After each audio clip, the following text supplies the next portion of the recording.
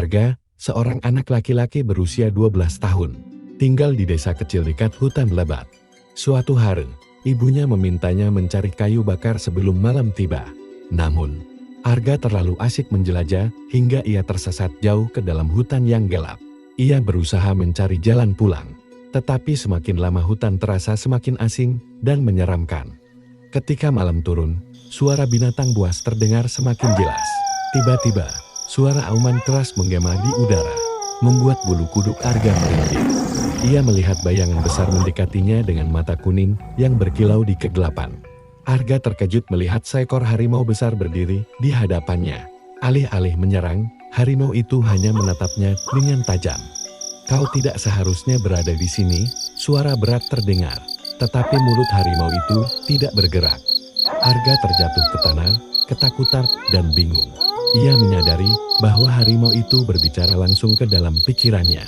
Harimau itu mengenalkan dirinya sebagai Raksa, penjaga hutan yang bertugas melindungi keseimbangan alam. Raksa memperingatkan bahwa hutan ini bukan tempat yang aman bagi manusia, terutama di malam hari. Raksa memutuskan untuk melindungi Arga hingga ia menemukan jalan pulang. Sepanjang perjalanan, Raksa menunjukkan berbagai keajaiban. Hutan, pohon-pohon raksasa yang bisa berbisik, sungai yang bercahaya di malam hari, dan hewan-hewan yang tampaknya memahami kata-kata Raksa. Namun, Raksa juga memperingatkan bahwa ada manusia yang merusak hutan. Mereka menebang pohon tanpa izin, membunuh hewan tanpa alasan. Katanya, mereka tidak tahu bahwa setiap pohon di sini memiliki kehidupan. Arga mulai memahami bahwa hutan ini lebih dari sekedar tempat biasa. Ini adalah dunia dengan aturan dan keseimbangannya sendiri. Keesokan harinya, Raksa membawa Arga ke tebing tinggi di mana mereka bisa melihat sebagian hutan. Dari kejauhan, Arga melihat beberapa manusia dengan mesin besar menebang pohon. "Mereka datang lagi," geram Raksa. Arga merasa marah. Ia tahu bahwa desa mereka sering mendapatkan kayu dari hutan, tetapi ia tidak pernah melihat bagaimana kerusakan itu terjadi. Ia bertanya-tanya, apakah orang-orang di desanya sadar akan akibat dari perbuatan mereka. Raksa menjelaskan bahwa jika hutan terus dirusak, bukan hanya hewan yang akan kehilangan tempat tinggal, tetapi manusia juga akan merasakan akibatnya. Di tengah percakapan mereka, Arga bertanya mengapa Raksa bisa berbicara dengan manusia. Raksa akhirnya mengungkapkan rahasia kelamnya. "Dulu, aku adalah manusia," kata Raksa, "seorang pemimpin desa yang rakus. Aku mengizinkan pembalakan liar dan merusak hutan tanpa memikirkan akibatnya. Tapi aku dikutuk oleh roh hutan menjadi harimau, agar aku merasakan sendiri penderitaan yang kualami." Arga terkejut. Ia tidak menyangka bahwa Raksa dulunya seorang manusia. Namun, kini Raksa berusaha menebus kesalahannya dengan menjaga hutan. Raksa memberi Arga pilihan. Apakah ia akan kembali ke desanya dan melupakan semua ini? Ataukah ia akan membantu Raksa melindungi hutan? Arga ragu. Ia hanyalah seorang anak kecil, apa yang bisa ia lakukan? Namun, hatinya berkata bahwa ia tidak bisa membiarkan kehancuran ini terus terjadi. Ia memutuskan untuk membantu Raksa. "Aku tidak tahu bagaimana, tapi aku ingin menyelamatkan hutan ini," katanya tegas. Raksa tersenyum untuk pertama kalinya. "Kalau begitu, kau harus belajar lebih banyak tentang hutan ini," jawabnya. Raksa mulai mengajarkan Arga cara memahami hutan. Ia mengajarinya membaca jejak hewan, mengenali tanaman obat, dan memahami suara-suara di sekitarnya. Arga kagum dengan semua yang ia pelajari.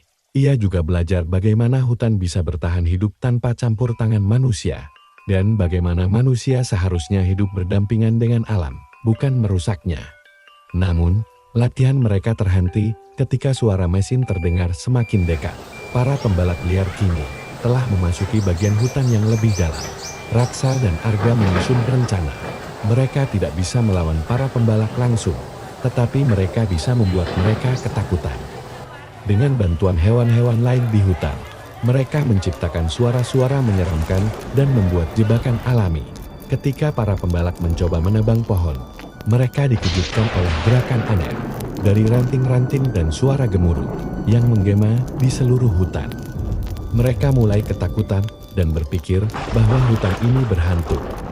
Namun, pemimpin pembalak tidak mudah menyerah. Ia membawa lebih banyak orang dan alat berat, siap untuk menebang lebih banyak pohon. Melihat bahwa taktik mereka tidak cukup, Raksa memutuskan untuk mengungkapkan dirinya. Ia muncul di hadapan para pembalak dan mengaum dengan keras, membuat mereka panik. Beberapa melarikan diri, tetapi pemimpin mereka mengangkat senapan dan menembak Raksa. Arga berteriak ketakutan saat Raksa terjatuh. Dengan napas tersengal, Raksa berbisik, "Arga, lanjutkan perjuangan ini." Namun, saat darah Raksa menyentuh tanah, sesuatu yang ajaib terjadi. Seluruh hutan bergetar. Akar-akar pohon bangkit, dan angin kencang menerbangkan para pembalak. Suara gemuruh besar terdengar, dan tiba-tiba, semuanya menjadi sunyi. Ketika Arga membuka matanya, Raksa telah menghilang. Namun, di tempatnya berdiri sebuah pohon besar yang belum pernah ada sebelumnya, dengan daun keemasan yang berkilau di bawah matahari. Arga tahu bahwa Raksa telah menjadi bagian dari hutan selamanya. Pembalak tidak pernah kembali, dan desa mulai memahami pentingnya menjaga hutan. Arga tumbuh dewasa dan menjadi pemimpin desa yang bijaksana. Menjaga hutan seperti yang pernah dilakukan Raksa. Setiap kali ia berjalan di antara pepohonan, ia merasa seolah-olah Raksa masih ada di sana, mengawasinya sebagai penjaga hutan yang abadi.